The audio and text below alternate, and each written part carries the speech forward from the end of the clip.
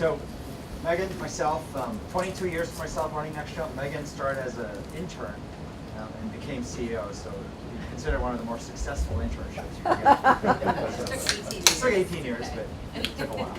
And we used to run a company. We've been running the company together for 6-7 years now, almost making every decision jointly. Yet we changed her title to co-CEO, and mine from CEO to co-CEO more recently in the last several months. It used to be chief of staff. We just thought, like, you watch all the movies, the chief of staff seems to be the person that helps the president run the country. Everyone thought she was HR. Everyone thought she was my assistant, and so she would get all kinds of inquiries about scheduling and whatnot. And I was like, she's like the chief of all our people, which is a very big role. And so we realized we had to change the title to reflect properly what we do. So Andy explained to me, I guess, the Delta fiasco had many of you arriving very late last night, very little sleep. So you are probably anxious for this little green box here called sleep class. It is a surprisingly effective program where the half hour is supposed to give you the equivalent of 2 hours sleep. Now, many of you, if you're tired, will actually sleep. You're not supposed to fall asleep.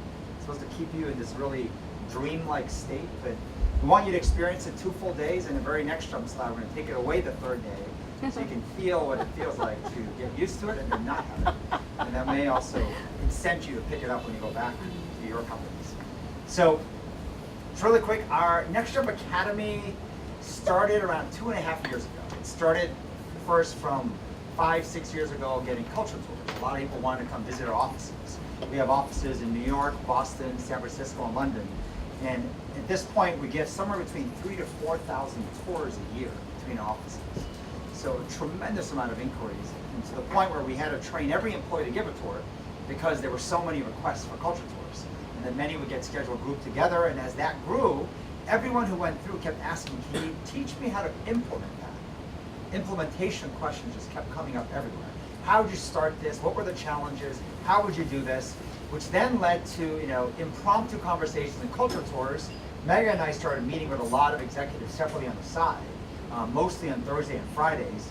And around 2.5 years ago, we decided, why don't we build an academy where we would allow outside groups to come in. And in the 2.5 years, we've had thousands of leaders, ranging from Tony Hsieh at Zappos with his whole team, the executives at Pfizer, Whole Foods. The list goes on, from Fortune 500 companies and their senior teams to nonprofits, people in the education field of both public and private schools. We've had startups. We've had every division of the military, so Marines, Army, Navy, Air Force, National Guard, Coast Guard. We've had CIA. The list is just to every single group. And one of the interesting benefits we've picked up is that with every group going through, it's given us this whole position, this seat, to kind of get a view into everyone's challenges. And it's crazy, between the CIA to the military to the public school to the startup, they were all the same problems, and all have to do with people. And in fact, if you look at the CIA's #1 mantra and goal today, it's what they call the modernization of the workforce. So the head of the CIA, John Brennan, is one that we got to meet, and we spent some time with him, and we were asking him, how come the head of people in the CIA right now was someone for 27 years, was the head of technology, one of the most trusted people in the CIA, and technology kind of is their product? How do you take that person and make them head of people? And we spent like 90-minute luncheon in his room, like talking about this, saying, that's such an unusual move, just help me understand it, because that's like taking someone who's the head of your product, your main product, and driving your business, and you're going to say they're head of HR. How does that happen? And was it a demotion? Was it a punishment? What was it? They said, this is my most trusted person. It was the most important challenge they have in the organization.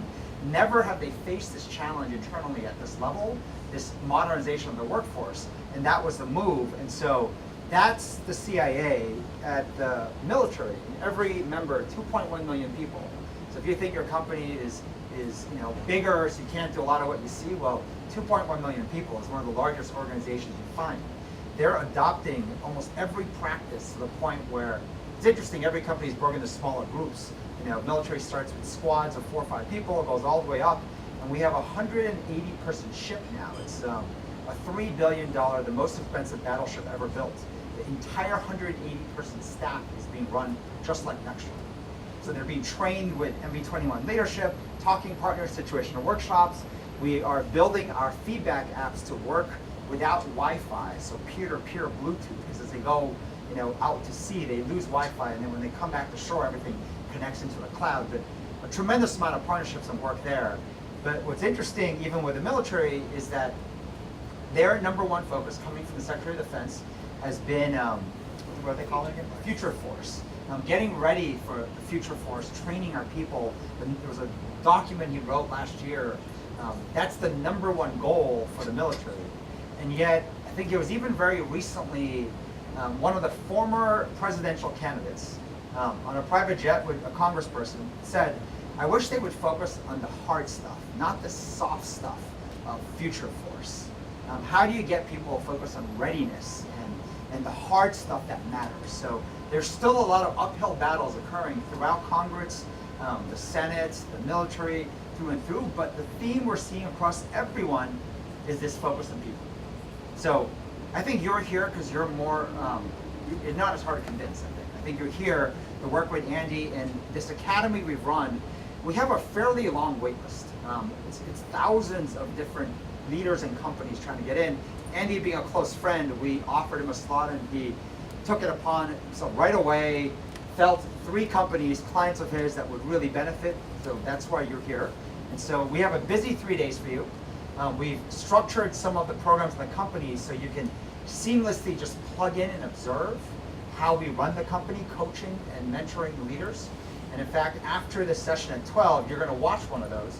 This runs every month, and our employees have gotten very good, almost like reality TV, where they will just ignore you and just do what they do regardless of you being here. So seeing is kind of much more important. So we have this notion of learning as much as we can share. And the academy started as half days, and it was all about presenting what we learned. And then, of course, the request came in, can I ever sit and observe a coaching session? So then that led to a 2-day and eventually a 3-day academy. So once a month, we run a 3-day version. And the 3-day versions obviously are most sought after because you can observe actual coaching and mentoring. So we learn and teach as much as we can. We have you observe, and then workshops to help you in just adoption. And our view has always been that success, when we talk about proof is in the adoption. How many conferences, workshops, videos, blogs, you name it, books, but end of the day, you'll adopt nothing. You just look 30 days from now, 6 months, a year from now, would it have been any different if you came here or not? And for us, the high standard in sharing or teaching anything is if you don't adopt anything, we failed, we wasted our time, but we also wasted all your time. So our goal is to try to show you a lot, but then really boil down to less so that you can adopt. So going into thinking and talking of leadership, a question that comes up a lot is, there is no company we've met in any sector at this point worldwide who doesn't believe in developing their people, developing especially their leaders even more. But the question that everyone struggles with is, how do I do it in an effective and scalable way? Does the program you have work? And is it scalable so it's efficient? So I don't know if you know much about this company, Fisker. And this was a fascinating case study. And we got the insights because we got very close to one of the executives who runs Google Labs. And he just, with a team, ran a report on the number of Google employees that were leaving over the years to go to Tesla versus the number of Google employees leaving to go to Fisker. Now, Fisker was the company that was supposed to win this hybrid car battle.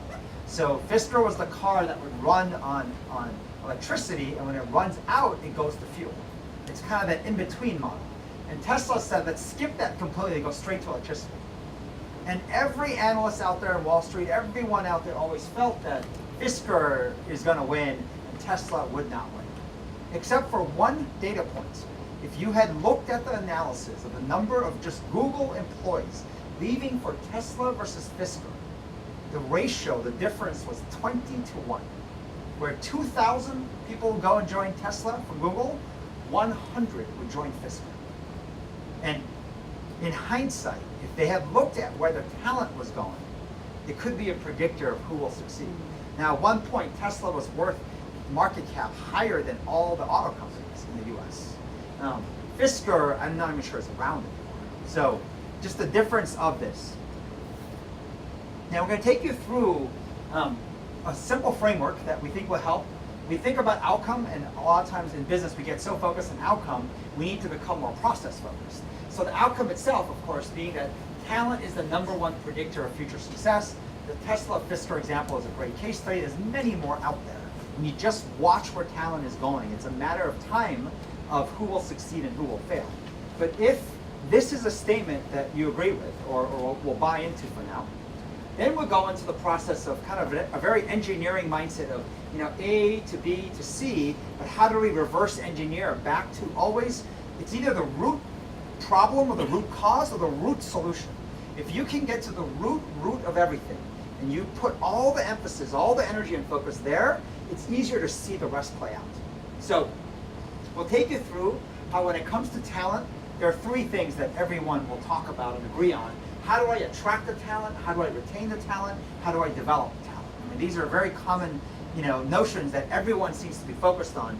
Attracting top talent becomes very big, but retention is a very big issue, right? Especially now with unemployment getting lower, and how do I keep the best talent? Even organizations like the CIA, where they only have like very low turnover, it's practically lifetime employment there. But the problem when you drill in is the top talent is the one that's leaving. So although it's only like 3 to 4% turnover in the CIA, the best of the best are the ones that are leaving, and that's who they have to retain. And then we think about development. And development usually comes like 3rd in the list. When you think of most companies, they think of talent, everything's about attraction. How do I recruit, better, smart young graduates out of the best schools? And then how do I do the best executive recruiting programs, the best recruiters? And so they're constantly attracting, and then of course they're scrambling to retain the best, because no one wants to retain the worst, you want to retain the best. But development falls off the list. And what we have learned over the years was that actually it works in reverse order. If you develop your people and you build an organization, it's almost like building a university. If your company is an institution that develops talent better than any other company out there, what it will do then is it will retain people, because the longer you stay, there's always 2 forms of compensation. One is actual comp in terms of money or equity. The other form of compensation is increasing your worth in the future, which is equally important, if not more important, your education, your career growth. And if people see that development occurs faster here, they stay, and if you have great development, great retention, you end up attracting over time the best out there as well. So there's a reverse order of this, and when you think of development, there is no higher form of development than becoming a leader.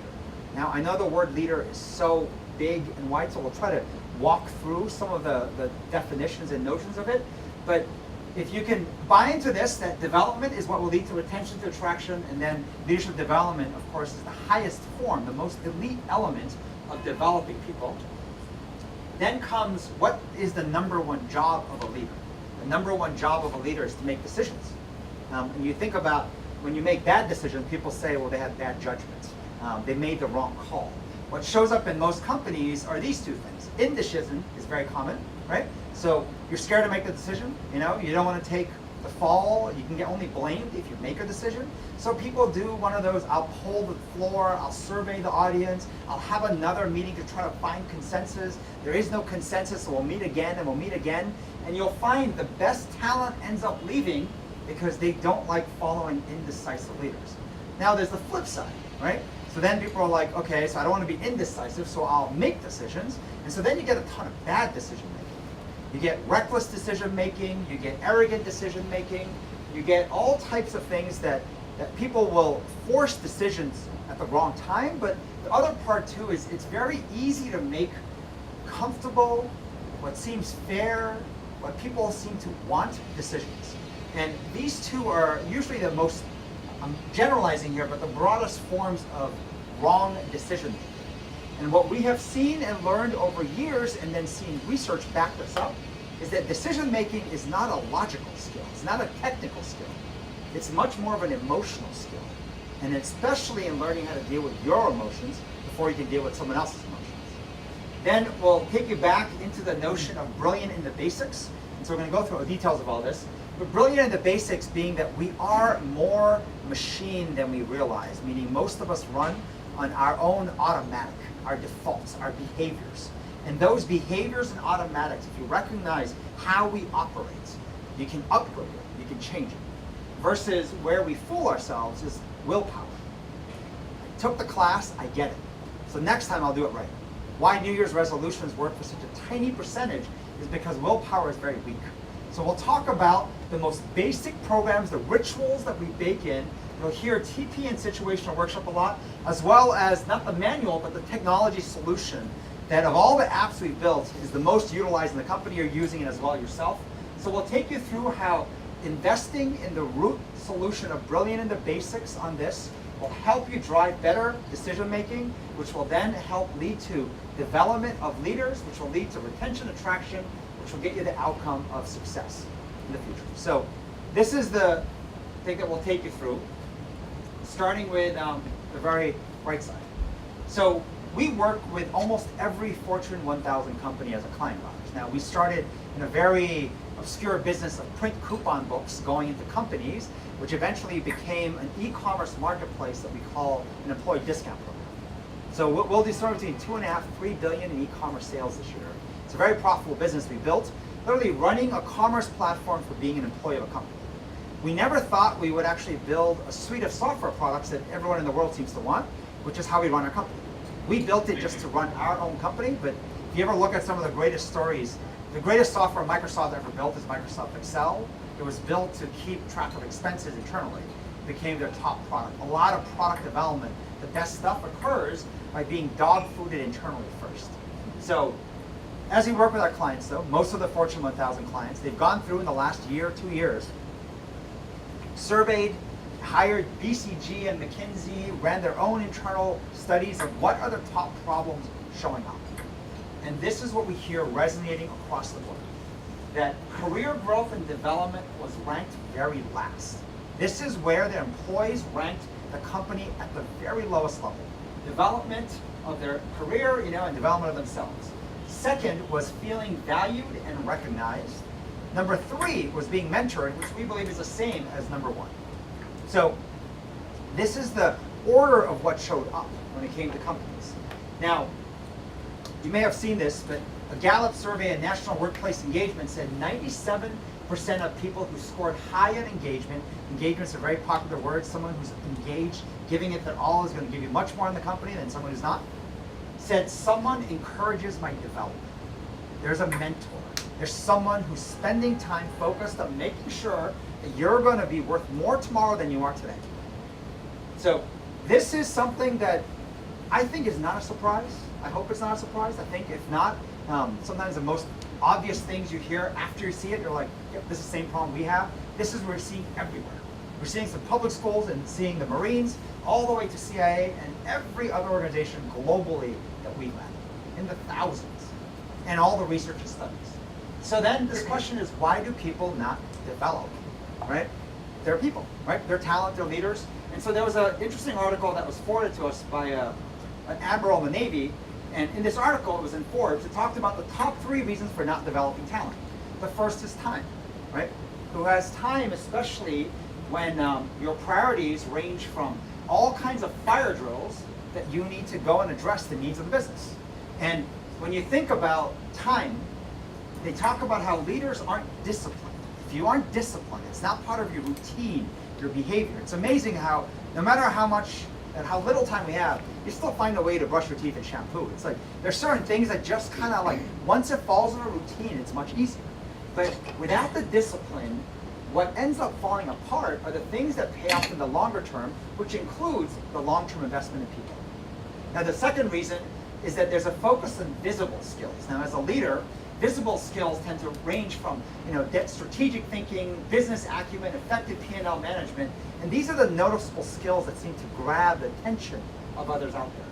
Building talent, on the other hand, there's a less obvious long-term payoff. We had an exchange with the head of the Coast Guard Leadership Institute just recently, talking about the ROI, right, on investing and developing your leaders. And we start by saying, if you already have that mindset, it's like saying, well, if you have children and you would not do anything unless you know a numerical ROI in investing in your children.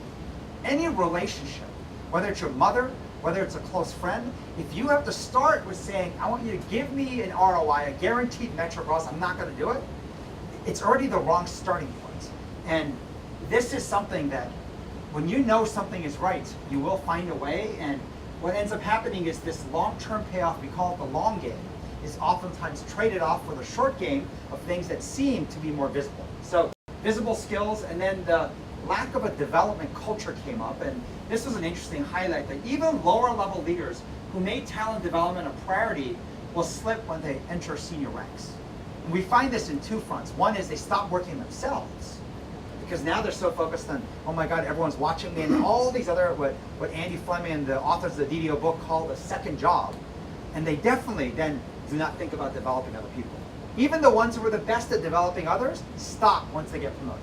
And you may have seen this pattern. And they talk about how there's individual coaching, but the notion of organizational coaching is, do you have the programs, the environment, the culture set up for that to happen? So these are the top three findings of why leaders or just people did not develop others in their organization. Now, when we talk to leaders, we talk to everyone out there, this statement that leaders are responsible for developing the talent in their organization, there's not an executive with Ben who doesn't agree with that statement. Everyone nods, everyone agrees. But the question mark comes in the second part. How do you do it? And how do you do it in an effective and scalable way? Have we tried stuff? Yes. Do we have programs? Yes. But it's always a question mark. I don't think it's working. And so that's what or it's so manual. It's so unscalable. And this is the challenge. And implementation is where we see most companies stuck, most organizations stuck. So this is a common pattern of what happens in a career. You're a doer, right? So you're spending time like doing, and you move up, you have a little downturn, but you keep moving up, you get promoted, right? And how many times have you seen this? An amazing producer in the company gets promoted, and suddenly their performance is flat. I mean, when you go up, down, up, down, up, down, it looks like this. And this is a chart drawn by Albert, one of our senior engineers, talking about his own career. But it would be reflective of kind of most senior people that show up. And what ends up happening is that as you get promoted, one of the things that occurs is that the more people think you're great, which is why you got promoted, you start to feel like a fraud. You start to feel like, you know what, like they're judging me in inhuman capabilities, and it's what they call the imposter syndrome. And this is a common syndrome that occurs in most people who become leaders. You know this guy, Bob Keegan, said that burnout is not from long hours of work, overwork. It's actually from never experiencing growth. And when you think about a plant, I mean, this is what growth looks like. When you think of burnout, this is all too common. We are meant to grow, but we don't grow. So when you see that chart I showed you, you get promoted and you start going up, down, flat. The reason why people will leave ultimately is because they're burning out, staying the exact same.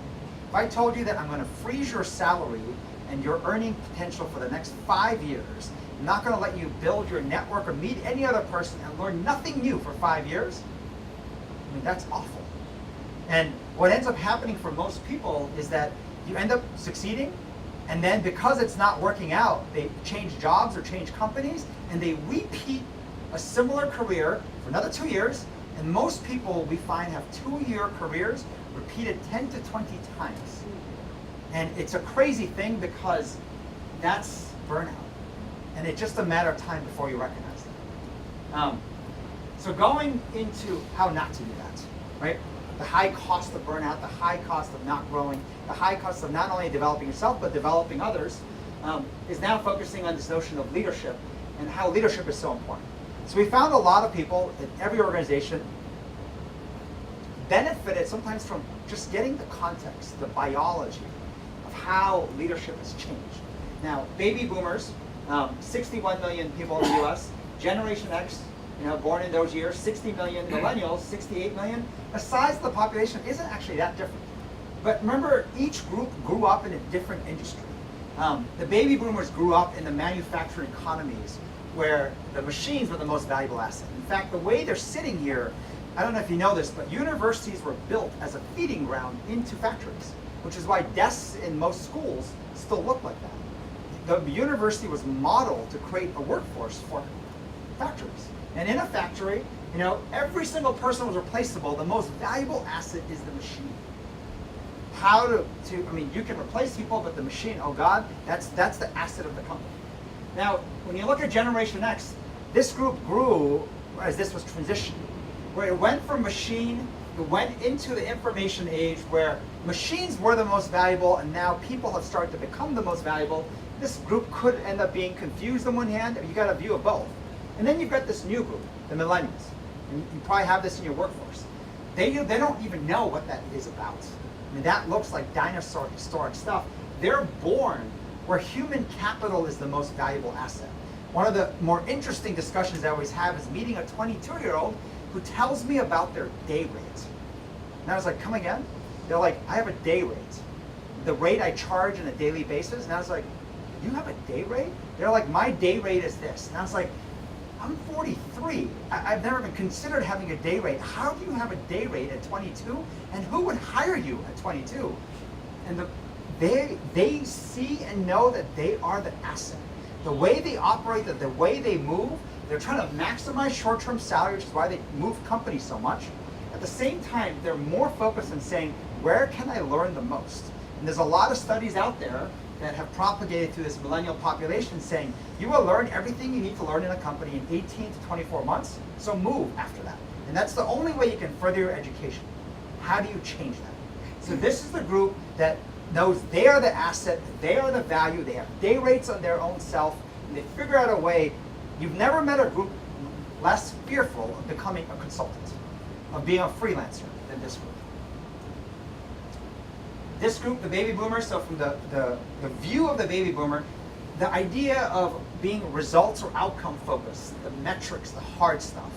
The individual in Congress who talked about the military needs to focus on the hard stuff, the assembly line efficiency. Think about the metrics to track your products. In technology, the obsession is on click-throughs, page views, downloads. It's all machine metrics. There's the flip side. Imagine the soft stuff. What companies have you met who have metrics on the soft stuff? How much are employees growing? How fulfilled, how happy, how healthy they are? The asset that you want to measure. Most people don't measure it. And then there's a group in between where, the answer lies in the fact that both matter. Because what this group can get lost in is the fact that, well, it's all about the people, but you have to drive the results. The asset just changed from machine to people. But end of the day, it is about, we're not playing an intramural sport. An intramural sport, the sport doesn't matter. The outcome doesn't matter. Just showing up, being happy and fair, that's all good. But when you're playing a professional sport, Olympics, business, anything, the score matters. And under that professional notion, the results matter. This is the driver, though. This is the process that you can drive the results, not the machine. So this biology, now if this is a little bit confusing, the shortened version of this, and by the way, the leadership is changing or as time is passing. Most companies still, the baby boomers are in charge, but very quickly, if you're not seeing, the senior ranks are being filled with Gen Xers, and before you know it, it will be the millennials. And every organization, we saw in some of the surveys in your companies too, there's a massive divide right now between these two sides. We were running workshops in both the military and the CIA after giving talks, and it's crazy how tenuous the situation is from both sides.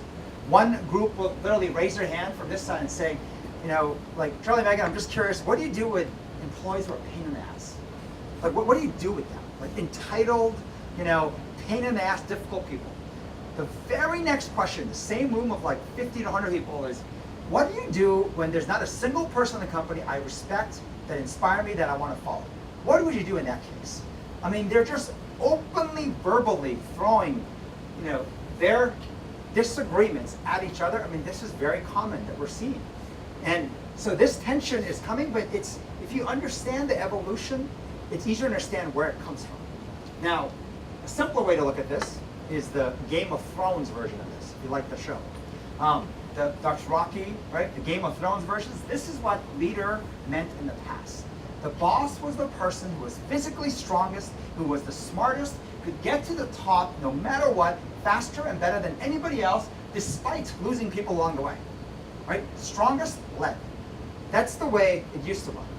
But it's changed now, where the leader has to be good. You cannot be incompetent. You cannot not know how to drive results, but you have to also be a teacher. You have to be able to not only get there yourself, you have to be able to help teach and groom others, and that is a leader. And so this notion of what we call the boss to leader, the shift has occurred across companies. And organizations aren't understanding this evolution fully yet. The oxygen mask theory is the best one, right? And it was fascinating because most executives who have gone through our academy, the top organizations working the hardest to develop people, the one biggest takeaway that brought many of them to tears was that after they came here, they felt they were given permission, they were given authority to take care of themselves first before they take care of other people. And getting that permission was so emotional, was such an eye-opener for them, because if you do not take care of yourself, you cannot do a very good job of taking care of others. It's what we call better me, then plus better you equals better us. Us is the world, not just Nextdoor. But it's fascinating where we've seen many adoptions of this now in Congress, in parts of the military, in random startups, public schools. But everyone who remembers this remembers it backwards too. They always write better you plus better me. There's a notion that being selfish first feels wrong. But to be selfish first, to then be selfless, is actually the order that works. We'll take you through the notion of being a student before you become a teacher, the idea that Talking Partners is the top program that manually drives this, and then situational workshops we're going to go through by tomorrow in depth. You'll see some of this in action. Situational workshops in particular, this you'll never see. This is like seeing what mom and dad actually talk about behind closed doors about the children. You don't get to see that. We tried opening up access, it just doesn't work in that way. But looking at decision making and how decision making is an emotional skill. Leaders have to make hundreds of decisions a day. The higher up you go, the subtlety of the decisions is just a non-response is a decision, a simple nod. Even the way you ask a question, what question you ask, even the word you throw out is a decision. And there's a very high standard, they say, that you want to be an A+ leader, A+ CEO, because it takes 95 plus correct. And oftentimes they say a CEO has to make 100 decisions a day. The higher up you go, you'll have more. So 100 decisions being made every day, you get 5 wrong at most. Otherwise, you're not an A+ CEO. And then they say, and I've seen this number go from 80 to 85. If you get 15 to 20 decisions wrong, you should be fired from your post. That's the standard. Now imagine in parenting, right? Imagine in parenting, you get to get 5 wrong, because who wants to be a B- parent, right? They're saying if you get 15 to 20 decisions of the 100 you make a day wrong, you should be fired as a parent. The standard is that high. Now go figure it out, go operate. This is what the tough job of being a leader is. There is a professor at INSEAD University, I think Bob Keegan knows this guy too, and we've exchanged back and forth. This is one of the best descriptions I found about decision making. He said organizations which take leadership development seriously outperform their competition. Right? So that's kind of an obvious statement. Business schools are preoccupied with the models of the rational economic man, not realizing that executives are everything but rational decision makers. The emotional aspects of leadership were all but ignored. Soft skills, which when it comes down to it are the hardest skills. Today's organizations need to have leaders who have the emotional intelligence to create meaning, have the capability to inspire and empower the people to get things done. The question I often asked myself 25 years ago and continue to ask myself today, why are so many leaders self-destructive? Why are so many executives so poor in developing well-functioning teams? The truth is, despite having greater awareness of the role, many successful leaders still share a great sense of anxiety and insecurity. Many leaders are very unaware of the effect their actions have on others. Basically, they have very little idea of what they are all about. They don't know who they are. They are strangers to themselves. And due to their insecurities, they may resort to highly dysfunctional behavior. Also, many of these overachievers are continually asking themselves, am I good enough? Am I up to the job? When will people realize that I shouldn't have this position in the first place? This is known as the imposter syndrome. And the more successful you get, the more you'll see this. The more people around you tell you you're great, the more you're going to feel this. Some compensate by becoming more narcissistic in their behavior to convince themselves and everyone else that they truly are special. They may suffer from hubris, contributing to irresponsible actions. Some of them resort to alpha male, silver-backed gorilla style of leadership. While leaders have had to become more sophisticated over the past 3 decades to improve communication and get things done, in times of stress, they can regress very quickly and fall back into this kind of autocratic behavior as a default pattern. Now, most of us see ourselves in the best of lights. I am really kind after I get bonused. I am really kind after I win a jackpot. But if I got passed over for promotion or bonus, under that kind of stress, not so kind. Once I've slept, I've been eating well, been exercising, everything feels good physically, I am humble, I'm a good listener. But if I haven't slept and I'm hungry, get out of my way because I'm an irritable, right, impatient, poor listening individual. Well, what we've seen in all the research is that if you want to know the truth about who you are, you have to measure who you are at the point of stress. So the fact that you actually haven't slept because of late night delta, whatever shows up today, this is who you are. Stress brings out the truth. Who you are when you're most tired, feeling like you feel the most broke, have the least amount of knowledge, how generous you are then is the truth of who you are. And that's such a critical, important insight because a lot of us remember ourselves in really good ways because of how we are when we're not stressed, when we're not under pressure. But this is such an important point in training and development because you need stress to train. You never go to the gym and say, give me the lightest weights possible and try to get bigger biceps. You need to stress your biceps. You have to let it recover, which is a separate issue. But stress is actually the ingredient of growth. So it's a key part of some of the training that we've spent time uncovering. Another way to look at emotional is this, the evolution of a child to becoming an adult, and eventually a parent. When you're first a child, everything is why. If you have young children, I have a 7-year-old and a 3-year-old, everything is why this, why that, especially when they're 3. But then before you know it, everything's about fair. That's not fair. This is fair. Like, why do you get to stay up and I don't? That's not fair. So fair becomes a very big topic that comes up. Before you know it, it moves into the notion of happy. That doesn't make me happy.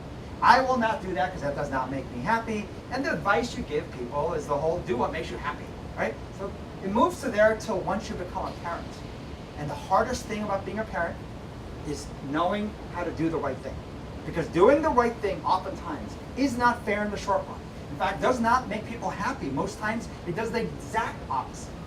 But in the long run, it turns out well. And making that choice, no different than parenting, being one of the best crucibles for leadership, focusing on how to do the right thing, the right decisions for yourself, for the organization, for the team, the enterprise, when it's not going to make people happy in the short run, it's not going to feel fair, that is the tough job of leadership. And that will whack your emotions at every which level. So this transformation of becoming a leader is no different than being a renter of an apartment or home to becoming an owner, a child becoming a parent, a troop becoming an officer, a follower becoming a leader. And when you are on the left side, fair and happy become oftentimes the North Stars of what to do, right? Your choices, your decisions are oftentimes put through a lens of, is that fair? Is that happy? And you'll find people make choices based on that. Versus once you become a leader, an officer, a parent, an owner, there's a different responsibility. There's a different criteria, a different lens, which is doing the right thing. And that is much harder to do. So we spend a lot of time focusing on why people aren't growing. How many people you must have in an organization that have just excelled at some point and then got stuck? You love them for what they did to help get the company to this new level. But they're stuck. They hit a ceiling, they're not growing, and so you're like giving them these kind of like, nice roles by title, but really not in responsible or the most important, toughest stuff because they're stuck. And so you're looking for new talent to replace them. We had the same problem. We had many people hit 5-year marks, 10-year marks, and just got stuck. And we spent over a decade focused on this, the potential of someone, strength finder. How do you focus on inspiring them, motivating them, bringing the best out of them. How do you create that inner fire? Because this is a formula we got from the military. Performance equals potential minus impediments. Most companies, organizations, most individuals, even as parents, always focus on this only. The day we realized, wait a second, it's like driving a car. There are actually two levers in most vehicles. There's stepping on the gas, but there's also stepping on the brake. And if your foot is on the brake, no matter how hard you step on the gas, it's going to look like this. You're going to move nowhere.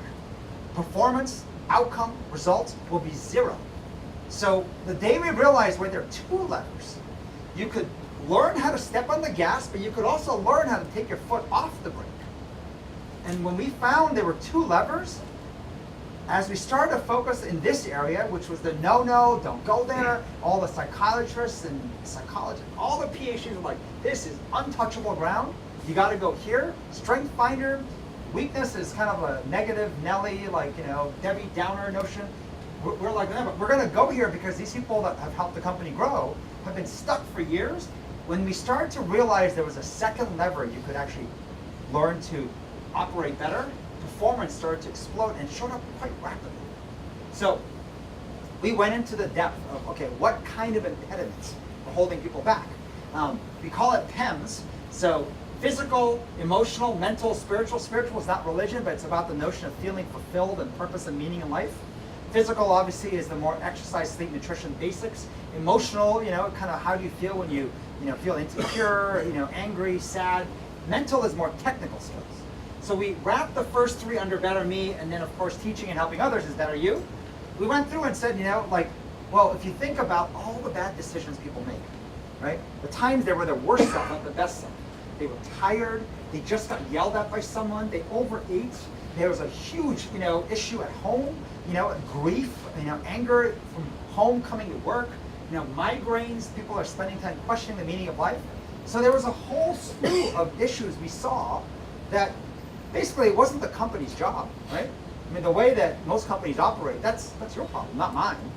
You go deal with that, because when you step into this office at 8:30 or 9 o'clock, I'm paying you for what's between your two ears, and you better come and be on fire. 9 o'clock in the morning, sit in the meeting, be on fire, make the right calls. You have all these issues, you go deal with that on your own. That's not my issue. Well, we took a different approach. We're like, it was hurting the company, the performance, the revenue, the profits of the company. How about if we took this upon ourselves, saying, this has to become a company issue? Well, let us put a business hat on and say, apply 80-20 rules, right? You can't focus on everything at once. Everything you see got built over 22 years and it might look overwhelming, but they all started small and they grew up. So as we dove in deeper and deeper, the question, that you ask with more experience is always the question of, what is the weakest thing? What is the thing that if you addressed, it would actually create the greatest lift of taking your foot off the brake? And what we found repeatedly that showed up was all around here. And the two things that showed up the most was fear of failing and the fear of looking bad, which showed up in words like angry, sad, scared, envy, shame, ego, inferior, insecure, anxious, desperate.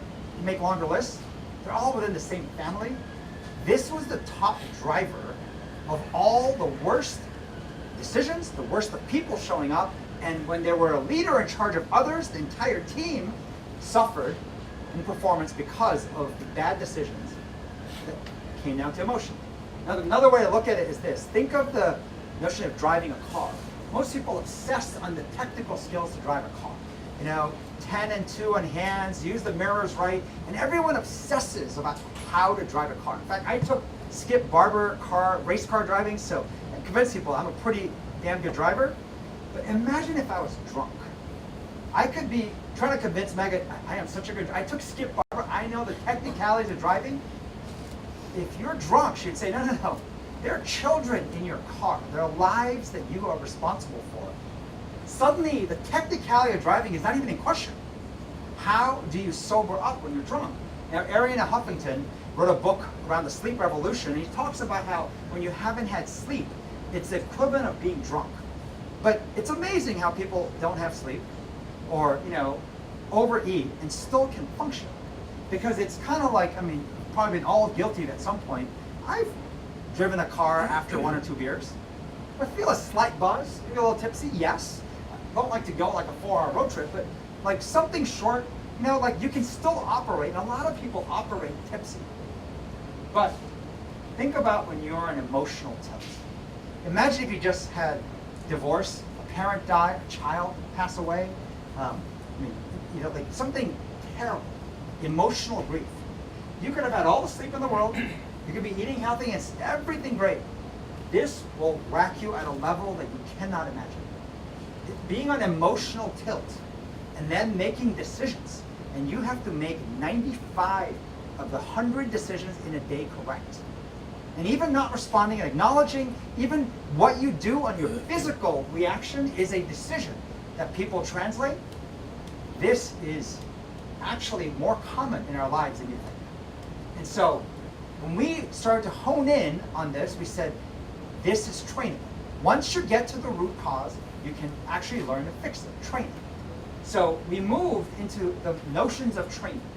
Now, I love this diagram because why New Year's resolutions don't work is because this yellow part of the graph here is what we think is actually as big as the red part. We think the muscle of willpower is so great. Once I get it, once I've seen it, once I've read about it, I'm like, I got it. Next time I'll get it right. Well, guess what? Under stress, all of it disappears. You do what your automatic is.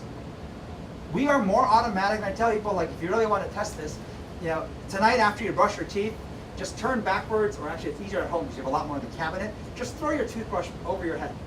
Just see how you feel the next day when you can't find it. The things we do to put it in the exact same spot, you even know where the shampoo is automatically. So much of what we do is automatic. And this automatic, by the way, is upgradable. In fact, has the infinite ability to be upgraded. But we first have to recognize that we cannot have our willpower, this little tiny 5% sleeve, get the better of us. This is what deceives us. We deceive ourselves thinking, I get it, so I'll do it right next time. You won't. Your default will show up. Your automatic will show up. And that's what we realized we had to change. So the manual solution, we're going to take you into a lot more depth of this, of the TP program, the Talking Partners. I won't go into depth here, but tomorrow we're going to take you through the basics of level 1, 2, and 3, how to just start and then how to build up to this. Situational workshops, which is the best way to grow new leaders, but also test your own skills. There's a Japanese notion, not Japanese, but there's a Japanese notion that there's level 1, level 2, level 3 of understanding anything you learn. So level 1 is when you can just nod your head and acknowledge, right, as you listen.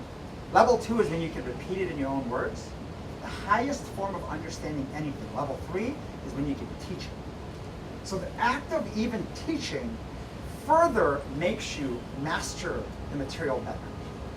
But at the same time, has the dual benefit of grooming new leaders.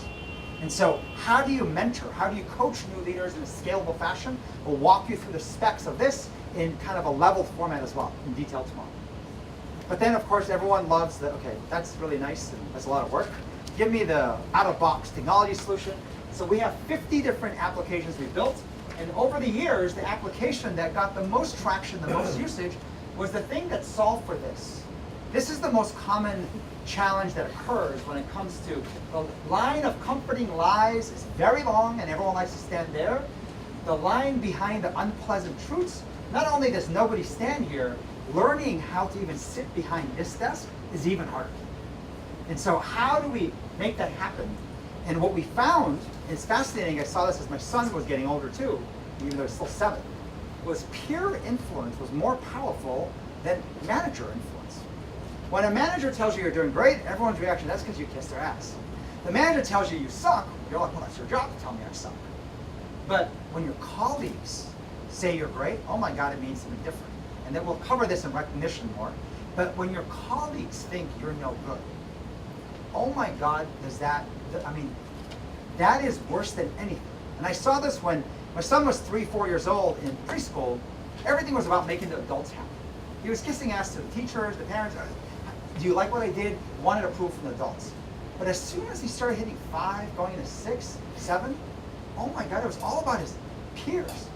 He cared about their opinion only. In fact, their opinion mattered more, and you'll see this grow into the workplace. People care what their colleagues think more than anything else. And yet, I don't know if you've heard this, we're the sum total of the 5 people we keep closest to us. So as a child, you may not have a choice. You might be a mother, father, uncle, a coach, or a teacher. But as you become an adult, who sits in those seats is absolutely a choice. Whose advice you take. Now, my father still gives me advice, but he's not one of the 5 seats. You can choose who's in there. But the danger is that most of us have built what we call an echo chamber of BS. How did I do? Oh, you were great. I don't think I did so well. No, better. Relative to everybody else, you were fantastic. You put people in seats that lie to us.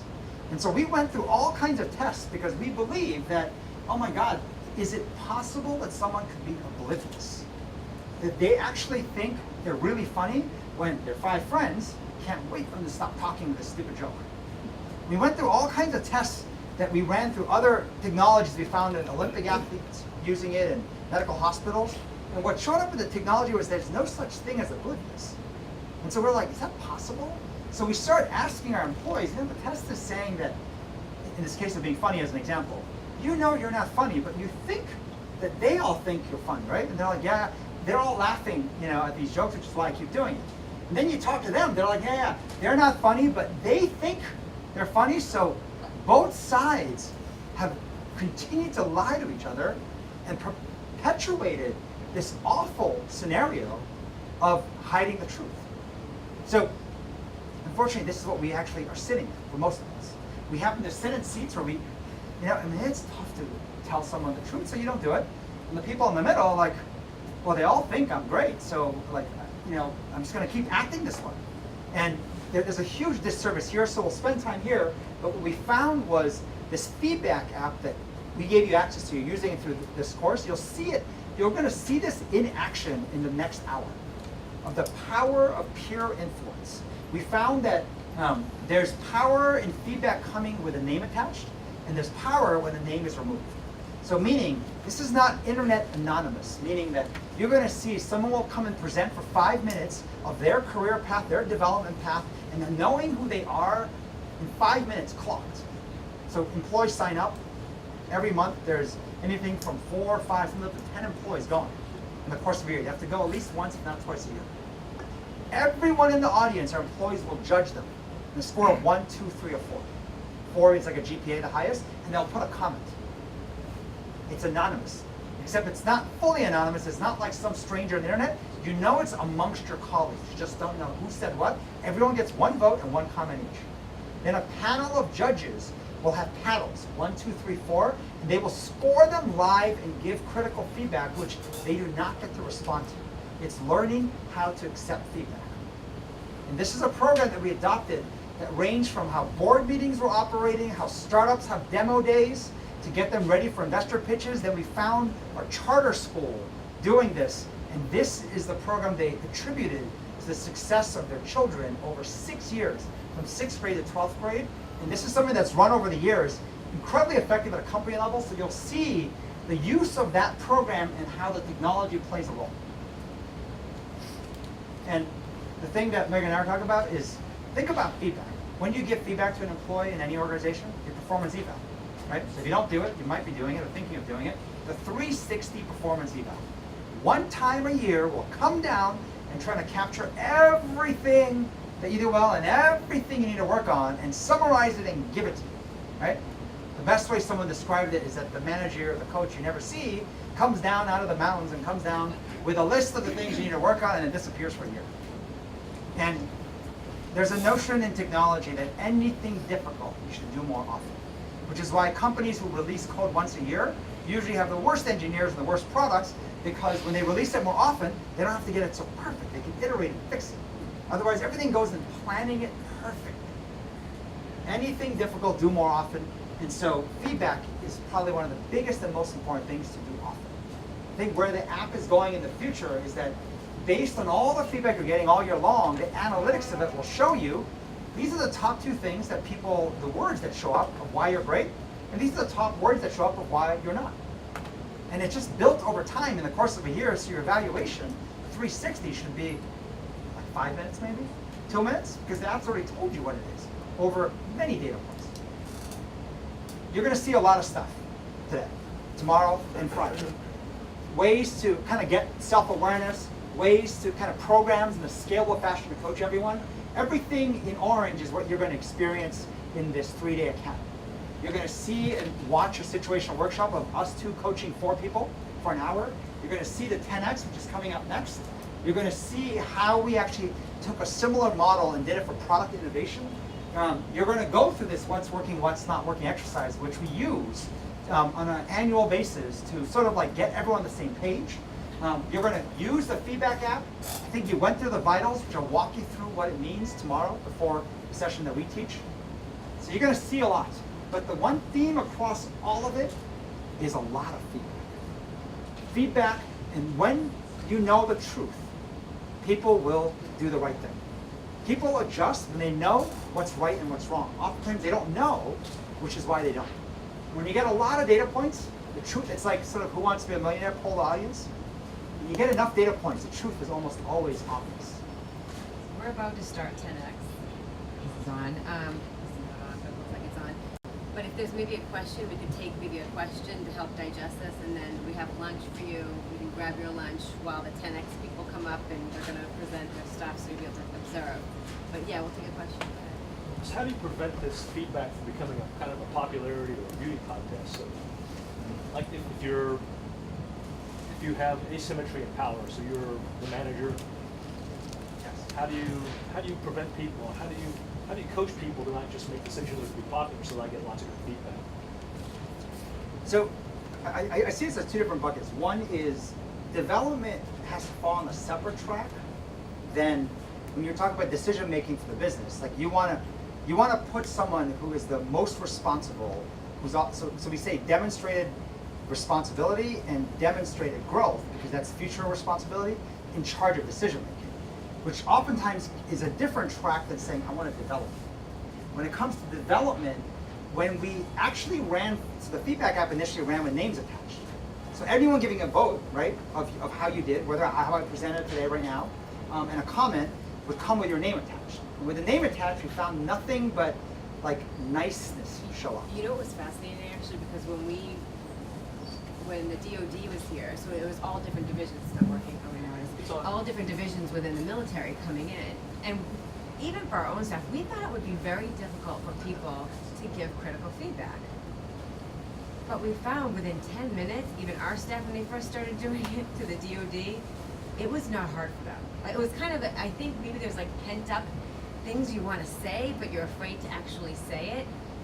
So we saw like no coddling or stroking ego happening without with the anonymous. When we did it not anonymous, when we had names attached, there was a lot of ego stroking, a lot of just protecting ego.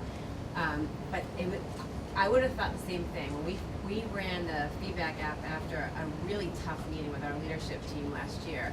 And I still thought people would stroke a little ego, feel bad, maybe people were feeling down.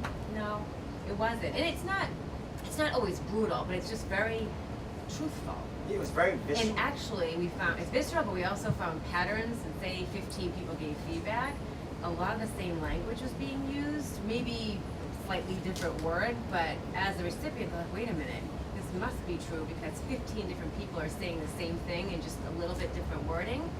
So you're more willing to accept it, but just to the point, I was shocked actually how easy it was for people to give that direct feedback. So I think, once again, I started by separating kind of the outcome versus the process, where oftentimes decision-making when not, like you have to divorce a little bit, because in the short term, the person who gets to make the decisions and make the calls in the key parts of the business might not be the person who's growing the fastest right now, might not be the development. Everything could be off on that side, but right now that might be it. But into the long term, the long game, the process matters a lot. So the process of development. And what we found was on the feedback app, once again, when a name was attached, it became niceness showing up. People only good things showed up. But when it was anonymous, you know, by the way, amongst your colleagues, you're going to experience the same thing with your own colleagues by the 3rd day. It was just truth. Some truth was really, like very inspirational and very perceptive of strengths. But a lot of truth also showed up that was visceral about subtleties on your impediments. And it showed up, and remember, there's gathering the feedback, which is one piece, and getting it. But then how do you accept it? because you have to accept it to use it. And how many times have you given feedback to an employee and they're like, well, that's your opinion, right? When you watch the feedback app, when you see 10, 15, 20 of your colleagues, everyone had only one voice. It's not like someone could go on 15 times.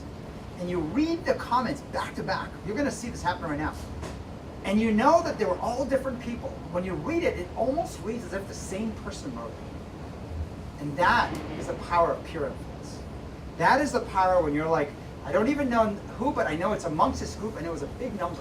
People all who felt like this, that ignited change faster than anything.